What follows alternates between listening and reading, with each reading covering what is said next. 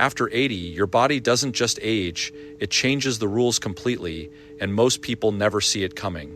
If you or someone you love is approaching this stage, what you're about to hear could protect your independence and your life. There is a moment that nobody warns you about, a quiet shift that happens somewhere around the age of 80, and it does not matter how strong you were in your 60s. It does not matter how active you were in your 70s. It does not matter how many marathons you ran or how many push-ups you could do back in the day. When you cross that threshold into your 80s, your body starts playing by a completely different set of rules. And if you are not aware of what those rules are, they will catch you off guard in ways that can genuinely change the course of your remaining years.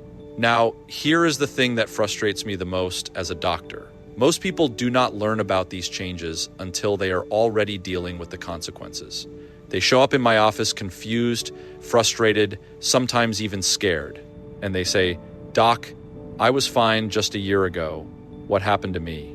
And I have to sit down and explain that their body did exactly what it was always going to do. They just were not prepared for it. So today, I am going to make sure that does not happen to you or to someone you love. Whether you are already in your 80s, approaching your 80s, or you have a parent or grandparent who is in that age range, what I'm about to share with you could be some of the most important health information you ever hear. My name is Dr. Roger Seheult, and on this channel, we talk about real health information that actually matters, especially for those of you in your senior years. So if you have not already, go ahead and hit that subscribe button and tap that notification bell, because I release content like this regularly, and I do not want you to miss a single video. Now, let us get into this, because what I am about to tell you, nobody else is going to say it.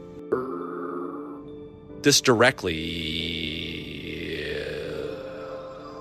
The first thing that happens once you turn 80, and this one catches almost everybody off guard, is that your body starts losing muscle at an accelerated rate that is unlike anything you have experienced before. Now, I know what some of you are thinking. You are saying, "Dr. Roger Seheult, I have been hearing about muscle loss since I was 50. This is not new information," and you are right. Muscle loss does begin in your 30s, and it gradually continues throughout your life. But here is what most people do not understand. The rate of muscle loss between the ages of 30 and 70 is relatively slow and manageable. You might lose about 3 to 5% of your muscle mass per decade during those years. But once you hit 80, that number jumps dramatically. We are talking about losing up to 15% of your remaining muscle mass in a single decade, and in some cases even faster than that. This condition has a medical name. It is called sarcopenia, and after 80, it becomes one of the most dangerous threats to your independence, your mobility, and honestly, your life. Let me tell you why this matters so much. Muscle is not just about looking strong or being able to lift heavy things. Your muscles are what keep you upright. They are what prevent you from falling when you stumble on a crack in the sidewalk. They are what allow you to get up from a chair without assistance, to climb a flight of stairs, to carry your own groceries, to maintain the basic functions of daily living that most people take completely for granted. When your muscle mass drops below a certain threshold, and this is the part that terrifies me as a physician, your risk of falling increases exponentially, and a fall at 80 is not the same as a fall at 40. At 80, a fall can mean a broken hip, and a broken hip at that age has a mortality rate that would shock most people. Studies show that roughly 20 to 30% of elderly adults who suffer a hip fracture die within 1 year, not from the fracture itself, but from the complications that follow. The immobility, the infections, the blood clots, the rapid decline in overall health that comes from being bedridden. So what can you do about this? And this is where I want to give you real practical advice, not just scare you. Resistance training does not stop being effective just because you are 80 years old. In fact, research has consistently shown that even people in their 80s and 4 minutes and 0840 seconds, 8 seconds 90s can build muscle and increase their strength through appropriate resistance exercises. I am not talking about heavy deadlifts or bench pressing twice your body weight. I am talking about simple, safe, supervised strength training, chair squats, resistance band exercises, light dumbbell work. Even body weight movements can make a tremendous difference. The key is consistency. You need to be doing some form of resistance exercise at least 2 to 3 times per week, and you need to be consuming adequate protein. Most seniors in their 80s are not eating enough protein, and that is fueling the muscle loss even further. Aim for at least 1 gram of protein per kilogram of your body weight every single day, and spread it across your meals rather than trying to get it all in one sitting. Your muscles need that steady supply of amino acids to maintain themselves and to repair after exercise. Now, the second thing that happens after 80, and this one is deeply personal for a lot of people, is that your brain begins to process information differently. I want to be very careful with how I explain this because there is a huge difference between normal age-related cognitive changes and dementia, and too many people confuse the two, which causes unnecessary panic. After 80, it is completely normal to experience what we call slower processing speed. This means it might take you a little longer to recall a name, a little longer to find the right word in conversation, a little longer to make a decision or solve a problem. This does not mean you have Alzheimer's disease. This does not mean you are losing your mind. This is your brain operating with slightly less efficiency, which is a natural part of aging. However, and this is the important part, after 80, the risk of developing actual dementia does increase significantly. By the age of 85, roughly 1 in 3 people will have some form of dementia. That is a staggering number, and it is one that we cannot afford to ignore. The brain, much like your muscles, needs to be exercised and maintained, and the research on this is incredibly encouraging. Studies have shown that people who remain mentally active, socially engaged, and physically active have significantly lower rates of cognitive decline compared to those who become sedentary and isolated. One of the biggest mistakes I see in my patients over 80 is that they start withdrawing from social activities. They stop going to church. They stop meeting friends for lunch. They stop participating in community events, and they spend more and more time alone in front of the television. Social isolation is one of the most powerful accelerators of cognitive decline that we know of. Your brain needs stimulation. It needs conversation. It needs novelty. It needs challenge. So if you are over 80 or, someone who is, please encourage social connection. Join a book club, volunteer at a local organization, take a class at a community center, play cards with friends, do crossword puzzles, learn a new skill. It does not matter what it is as long as it keeps your brain engaged and keeps you connected to other human beings. And let me add one more thing about brain health. After 80, that most doctors will not tell you, sleep becomes absolutely critical. I know that sleep patterns change as you age, and many seniors struggle with insomnia or fragmented sleep. But your brain uses sleep to clear out toxic proteins, including beta amyloid, which is directly associated with Alzheimer's disease.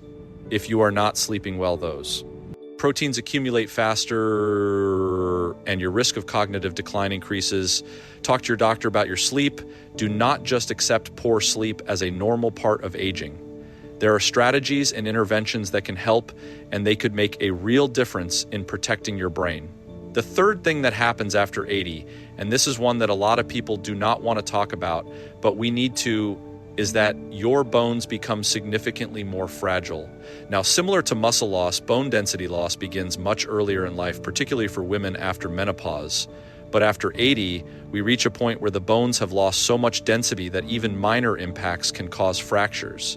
This is osteoporosis at its most advanced stage, and it affects both men and women, although women are disproportionately impacted. Here is what makes this so dangerous. Your bones are not just getting thinner, they are also changing in structure. The internal architecture of your bones. The tubular bone, which is the spongy inner network that gives bones their strength, becomes increasingly porous and weak. This means that a simple stumble, bumping into a piece of furniture, even a forceful sneeze in severe cases, can cause a compression fracture in your spine or a fracture in your wrist or hip. And once you have one fracture, your risk of having another fracture doubles or even triples. What can you do about this? First and foremost, get a bone density scan if you have not had one recently. Know where you stand. Second, make sure you are getting adequate calcium and vitamin D. Most adults over 80 need at least 1,200 milligrams of calcium per day and at least 800 to 1,000 international units of vitamin D. Some people may need even more, especially if their blood levels of vitamin D are low. And trust me, most seniors have insufficient vitamin D levels. Your doctor can check this with a simple blood test. But beyond supplements, the single best thing you can do for your bones after 80. Weight-bearing exercise, walking, standing exercises, gentle dancing, even just standing up and sitting down repeatedly. These activities put stress on your bones in a good way. Your bones respond to mechanical stress by reinforcing themselves by laying down new bone tissue. If you stop moving, if you become sedentary, your bones get the signal that they are not needed anymore and they weaken even faster. So please keep moving. Every step you take is literally telling your bones to stay strong. The fourth thing that happens after 80 is something that I see devastating so many of my patients, and it is the decline in balance and coordination. This is related to muscle loss and bone loss, but it is also its own separate issue. After 80, the systems in your body that control balance start to deteriorate in ways that can be really frightening. Your inner ear, which houses your vestibular system, that is the system responsible for your sense of spatial orientation and balance, becomes less sensitive and less accurate. Your proprioception, which is your body's ability to sense where it is in space, also declines. And your vision, which plays a huge role in balance, often deteriorates further in your 80s due to cataracts, macular degeneration, or other age-related eye conditions. When you combine weaker muscles, more fragile bones, a less reliable vestibular system, declining proprioception, and worsening vision, you get a perfect storm for falls. And as I mentioned earlier, falls at this age can be catastrophic. The statistics on falls in adults over 80 are alarming. Roughly 1 in 3 adults over 65 falls each year. But after 80, that number climbs even higher and the consequences become far more severe. So what do we do about this? Balance training, and I cannot emphasize this enough. Balance training should be a non-negotiable part of your daily routine if you are over 80. Simple exercises like standing on one foot while holding onto a chair, heel to toe walking along. A straight line, Tai Chi yoga adapted for seniors. These activities train your brain and your body to maintain stability. And here is what is really encouraging. Balance can be improved at any age. Even if you feel unsteady right now, even if you have already had a fall, you can regain significant balance ability through consistent training. I also want to mention something that often gets overlooked, and that is medication review. Many seniors over 80 are taking multiple medications, and some of those medications can cause dizziness, lightedness, or drowsiness, all of which increase fall risk. Blood pressure medications, sleep aids, certain antidepressants, antihistamines, even some pain medications can affect your balance. If you are over 80 and you feel unsteady, ask your doctor to review every medication you are taking and assess whether any of them could be contributing to your balance problems. Sometimes a simple adjustment in medication can make a dramatic difference. And please do not let pride get in the way of safety. If you need a cane, use a cane. If you need a walker, use a walker. If you need grab bars installed in your bathroom, get them installed today. Not next week, not next month, today. These are not signs of weakness. These are tools that keep you safe, keep you independent, and keep you alive. I have seen too many patients who refuse to use assistive devices because they felt it made them look old or frail, and then they suffered a devastating fall that took away their independence permanently. Do not let that be your story. Now, the fifth thing that happens after 80, and this might be the most important one of all, is that your immune system becomes significantly weaker. This is a process called immunosensitivity, and it is one of the primary reasons why adults over 80 are so much more vulnerable to infections, illnesses, and even cancers. Your immune system has been fighting for you your entire life. It has been battling bacteria, viruses, fungi, and abnormal cells for decades. But after 80, it starts to wear down. Your body produces fewer new immune cells, the ones you have become less effective, and your inflammatory responses become dysregulated, meaning your body can overreact to some threats while underreacting to others. This is why a simple cold or flu that a younger person might shake off in a few days can land an 80-year-old in the hospital. This is why pneumonia is one of the leading causes of death in adults over 80. This is why urinary tract infections, which are relatively minor and younger, adults can cause confusion, delirium, and serious complications in elderly patients. Your immune system simply does not have the same firepower it once had. What can you do to support your immune system after 80? Several things. First, nutrition becomes even more critical. Your body needs adequate vitamins and minerals to maintain immune function. Vitamin C, vitamin D, zinc, and selenium are all important for immune health. Eating a varied diet rich in fruits, vegetables, lean proteins, and whole grains provides the building blocks your immune system needs. Unfortunately, many seniors over 80 have poor appetites or difficulty preparing meals, which leads to nutritional deficiencies that further weaken their immunity. Second, stay up to date on your vaccinations.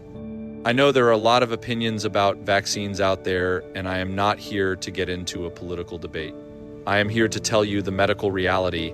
Vaccines like the annual flu shot, the pneumonia vaccine, and the shingles vaccine can be genuinely life-saving for adults over 80. Your immune system may not respond as robustly to vaccines as a younger person's would, but even a partial immune response is far better than no protection at all.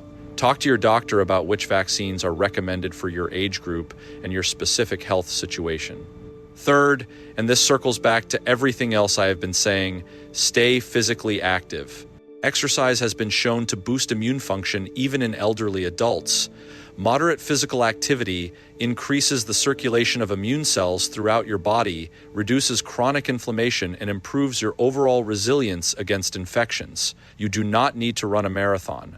A daily walk, some gentle stretching, light resistance exercises. These are enough to give your immune system meaningful support.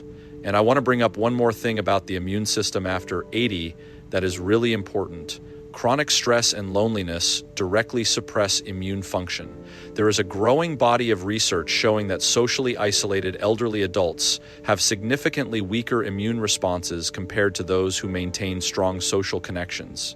Loneliness is not just an emotional problem, it is a biological one. It raises cortisol levels, increases inflammation, and suppresses the activity of your natural killer cells, which are the immune cells responsible for detecting and destroying cancerous cells and virus-infected cells. So once again, staying connected, staying engaged, staying part of a community is not just good for your mental health, it is essential for your physical survival. Now, I want to take a moment to say something that I think needs to be said more often. Turning 80 is not a death sentence. It is not the beginning of the end. I have patients in their 80s and even their 90s who are vibrant, active, sharp, and deeply engaged with life. They are not superhuman. They are not genetically lucky. They are simply people who took their health seriously, who stayed active, who maintained their social connections, who ate well, who worked with their doctors, and who refused to accept decline as inevitable. Yes, the 5 things I have talked about today are real. They will happen to some degree whether you like it or not. Your muscles will weaken, your brain will slow down, your bones will become more fragile, your balance will decline, and your immune system will become less effective. These are biological realities, but the degree to which they affect you, the speed at which they progress, and the impact they have on your quality of life, that is largely within your control. Every single day, you have a choice. You can choose to sit on the couch and let these changes overtake you. Or you can choose to fight back with movement, with nutrition, with social connection, with mental stimulation, with medical care, and with a stubborn refusal to give up on yourself. I have seen 80-year-olds who move better than some 60-year-olds I know. I have seen 90-year-olds with sharper minds than people half their age. Age is a number, but how you age is a decision. If you found this video helpful, and I truly hope you did, please do me a favor and share it with someone who needs to hear this. Share it with your parents, your grandparents, your friends, your neighbors. This information can genuinely change someone's life and potentially save it. Hit that like button, subscribe to the channel if you have not already, and leave me a comment below telling me what topic you would like me to cover next. I read every single comment, and your feedback helps me create content that truly serves you. This is Dr. Roger Seheult Parker reminding you that it is never too late to take control of your health. Your body is more resilient than you think, but it needs your help. Give it the movement, the nutrition, the rest, and the care it deserves, and it will carry you further than you ever imagined possible. Take care of yourselves, and I will see you in the sync to video time.